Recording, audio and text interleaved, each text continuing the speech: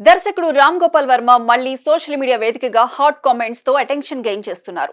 ఆదిత్య ధర్ దర్శకత్వంలో తెరకెక్కిన తాజా బ్లాక్ బస్టర్ చిత్రం దురంధర్ 2 గురించి ఆయన ఆసక్తికర వ్యాఖ్యలు చేశారు. ఈ సినిమా సాధించిన అసాధారణ విజయం, బాక్స్ ఆఫీస్ వద్ద సృష్టించిన ప్రభంజనం గురించి ఆయన తన అభిప్రాయాన్ని వెల్లడించారు. ఇండస్ట్రీలోని ఇతర ప్రముఖులు, నటీనటులు, సినీ వర్గాలు ఈ విజయం గురించి మౌనం పాటించడం గమనించదగ్గ విషయమని తెలిపారు రామ్ గోపాల్ వర్మ. ఆదిత్య ధర్ చిత్ర పరిశ్రమ కింద ఒక అణుబాంబు పేల్చారు. కానీ ఆశ్చర్యకరమైన విషయం ఏమిటంటే మిగిలిన పరిశ్రమ అంతా మౌనంగా ఉంది.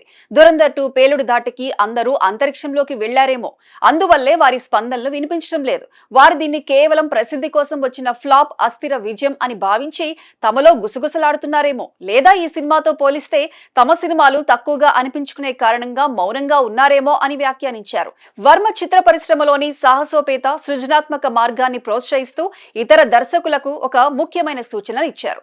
కళ్ళెదుట డైనోసర్ లాంటి సినిమా నిలబడి నిప్పులు కురిపిస్తుంటే, దాని బాక్స్ ఆఫీస్ గర్జనతో భూమి కంపిస్తుంటే కళ్లను మూసుకోవటం సరైన పద్ధతి కాదు.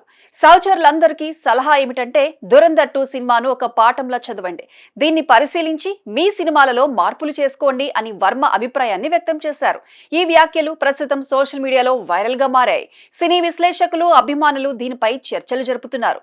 దురంధర్ 2 సినిమా బాక్స్ ఆఫీస్ వద్ద చేసిన రికార్డులు ఒక విప్లవాన్ని చెప్పవచ్చు. రణ్వీర్ సింగ్ హీరోగా నటించిన ఈ చిత్రం విడుదలైన వెంటనే వసూళ్ల సునామీని సృష్టించింది. ప్రపంచవ్యాప్తంగా ఈ సినిమా ఇప్పటి వరకు 1365 కోట్ల రూపాయల వసూళ్లను సాధించింది.